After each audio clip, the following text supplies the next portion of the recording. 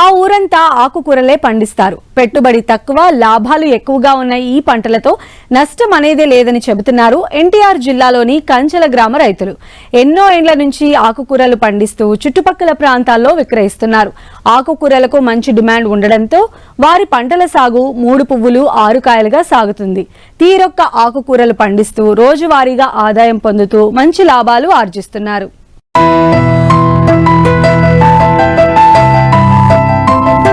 ఎన్టీఆర్ జిల్లా గన్నవరం మండలం పరిధిలోని ఊరు కంచెల.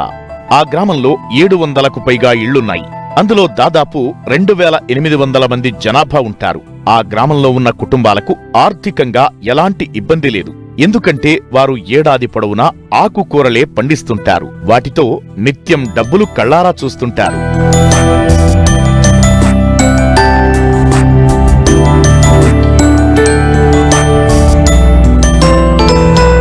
వరి, మొక్కజొన్న ఇలా ఏ పంటలు సాగు చేసినా పంట కాలం ఎక్కువగా ఉంటుంది. పెట్టుబడి భారం కూడా పెరుగుతుంది. ఆకుకూరల సాగుతో రైతులకు పెట్టుబడి భారం చాలా తక్కువగా ఉంటుంది. అందుకే పూర్వీకుల నుండి ఆనవాయితీగా వచ్చిన ఆకుకూరలను చేపడుతూ రోజువారీ ఆదాయాన్ని ఆర్జిస్తున్నారు. ముఖ్యంగా తక్కువ ఖర్చుతో మంచి దిగుబడులనిచ్చే ఆకుకూరలను ఎంచుకున్నారు.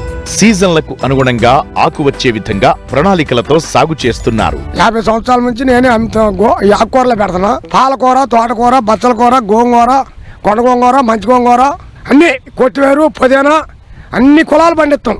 నేను ఆ కొండ గోంగూర, మంచి గోంగూర వేసా. రూపాయన్నర ఎకరం 20,000 కవులు, అరెకరం 10,000 వేసేది. మార్కెట్కి రూపాయన్నర, 100 150 రూపాయలు, 100 కట్టలు 150 రూపాయలు. చుట్టుపక్కల మొత్తం గ్రామం మొత్తం పేరు మోగింది. కంచెలంటే ఆకుకూరలే, మొత్తం ఆకుకూరల మీద ఉంటారు. ఎండాకాలం వానాకాలం కూడా. మేము చేసేదే ఇదే వ్యాపారం. 50 ఏళ్ల నుంచి ఇదే వ్యాపారం. రూపాయన్నర 2 రూపాయలు అమ్మిద్ది కూర. మా కంచెలంతా ఇదే పొజిషన్ అండి. మేమందరం కంచెలంతా తెలగాలమే. పాలకూర, బచ్చల కూర, గోంగూర, కొత్తిమీర, పుదీనా, ఇది సుక్కకూర ఈ పండిస్తామండి. మేము చేసేదే ఇదే పని. ఇక దానికి మాకు పొట్ట వెళ్ళిద్దండి. ఏం పంటలు ఉండవండి మాకు, ఇదే పంటలు. మేము చేసేది ఇదే పని పోము. ఇక ఆ కూర పని చేసిన మావిలు 7 వస్తాయి. ఆకుకూరల పంటకాలం నెలలోపే ఉంటుంది. దీంతో ఆదాయం రావాలంటే ఆకుకూరలైతేనే మేలని తోటకూర, పాలకూర, బచ్చల కూర, సుక్కకూర, గోంగూర కూర, మెంతి, కొత్తిమీర, పుదీనా ఇలా రకరకాల ఆకుకూరలు పండిస్తున్నారు. ఏ రైతు పొలం చూసినా పచ్చని ఆకుకూరలతో కళకళలాడుతున్నాయి. ఏ రోజు పంట ఆ రోజు చుట్టుపక్కల ప్రాంతాల్లో విక్రయిస్తున్నారు రైతులు.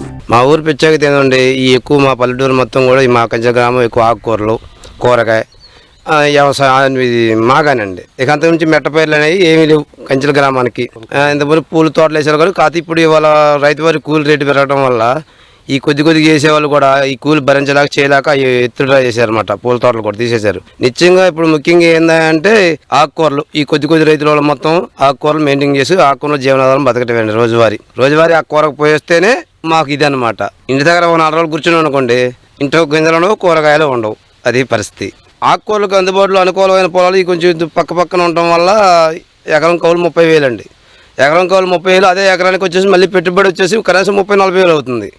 అది మనకు వాతావరణం అనుకూలంగా ఉంటేనే ఆ పంట చేతికి వచ్చి 1 రూపాయి వస్తుంది.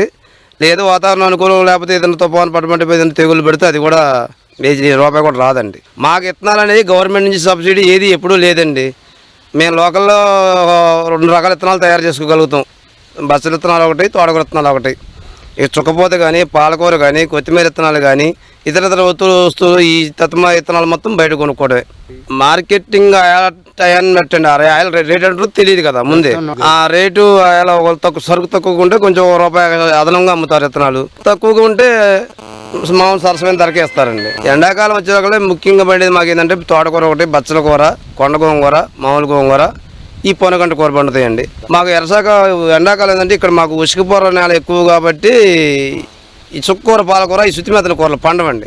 ఇక ఈ వర్షాకాలం ఎండింగ్ అంటే లాస్ట్ నుండి శీతాకాలం 4 నెలలు అన్ని కూరలు చుక్కకూర, పాలకూర, మెంతికూర, కొత్తిమీర, పుదీనా అన్ని రకాల విత్తనాలు అన్ని కూరలు పండుతాయండి ఇక్కడ మాకు. ఈ లోకల్ ఏంటంటే ఈ విలేజ్కి సంబంధించి కట్ట సైజు ఉంటేనే కొంటారండి. సన్న సైజు కంటే కొనరు. సిటీకి వర్తించిద్ది అది ఆ సన్న కట్ట. మా పల్లెటూరు వర్తించదు. అది ఇంతలా కట్టకపోతే రైతు పేరు బట్టి 3 పెడతాండి. ఆ రైతు పేర్లు వాళ్ళు తీసుకునే వాళ్ళు మాకు 2 కేమంటారు లేదా 2.5 కేమంటారండి. ఇవాళ రూపాయి 2 రూపాయలకి ఏమవుతుందండి అసలు? గిట్టుబాటు అవట్లా. కాకపోతే గతి లేక ఫస్ట్ నుంచి దీంట్లో పూనుకొని ఉన్నాం కాబట్టి ఇక దాని మీద ఆధారపడి బతకాల్సి వస్తుంది అనమాట. గవర్నమెంట్ కూడా చూడాలి, చిన్నకారు రైతుని చూడాలి. గవర్నమెంట్కి సబ్సిడీ ఇస్తుందండి. సామాన్యుడు ఆకుకూరలు పెట్టుకోవాలి బతికే పరిస్థితి ఏంటండి వాస్తవం చెప్పాలంటే? ఇవ్వాలి, గవర్నమెంట్ కూడా చూడాలి. గవర్నమెంట్ నుంచి మాకు ఏదైనా సబ్సిడీ ఇస్తే ఇప్పుడు మేము ఉంది ఆ పచ్చెండులు తయారు చేసుకోవాలంటే ఆ టాటర్ అనేది 10 రోజులు 20 రోజులు పట్టిద్ది. అదే యంత్రం ఉందనుకోండి, ఎమ్మడి దాన్ని తయారు చేసుకుని విత్తనాలు చేసుకుని తయారు చేసేసుకుంటాం. మేము తోటకూరలోనే 2 ఉంటాయండి. కొయ్యి తోటకూర అనేది ఒకటి, దీన్ని పెరుగు తోటకూర అంటాం. బచ్చల కూర, పుల్ల బచ్చల అంటారు, చుక్క కూర అంటారు. ఆ తర్వాత పాలకూర వచ్చింది. మామూలుగా నవంబర్ మన చలికాలంలో వర్షాలు లేనప్పుడు మెంతికూర పెరుగుతుంది, కొత్తిమీర పెరుగుతుంది. ఈ వర్షాలు లేనప్పుడు వర్షాలకు అది ఇప్పుడంటే కొత్త హైబ్రిడ్ విత్తనాలు వచ్చినాయి. మెంతికూర అంతే ఎప్పటికప్పుడు చల్లుకోవటం, 25 రోజులకు మెంతికూర వస్తుంది. తోటకూర అనేది మంచిగా అన్ని అనుకూలంగా ఉంటే 25 రోజులకు వస్తుంది. బచ్చల కూర 45 రోజుల కాడ నుంచి స్టార్టింగ్ అవుద్ది. చుక్క కూర 45 రోజులు, పాలకూర 40-35 రోజుల్లో కోతకు వద్ది. పాలకూర కూడా పొలం అనుకూలంగా వాతావరణం అనుకూలంగా ఉంటే 4-5 కోతలు కోసుకోవచ్చు. ఇప్పుడు పూర్వం మా వాడిని బచ్చల కూర ఒకేసారి మొదలు పొడిచేవాడు. ఇప్పుడు దాన్ని కూడా బచ్చల కూర కొడవలు పెట్టి కోసి కట్టలు కడుతున్నాం. ఎప్పటికప్పుడే 20 రోజులకి 25 రోజులుగా మందు కొడితేనే ఈ సుక్క ఆగుతుంది. వానాకాలం, ఎండాకాలం మట్టుకు చుక్క రాదు. మార్చి నుండి జూన్ దాకా చుక్క రాదు. ఈ మధ్యలో చుక్కలు వస్తుంటాయి. చుక్క కూర 2 టైపుల రోగం ఉంటుంది. ఆకు కింద పక్క బూజుపడి నల్లబడిపోతుంది.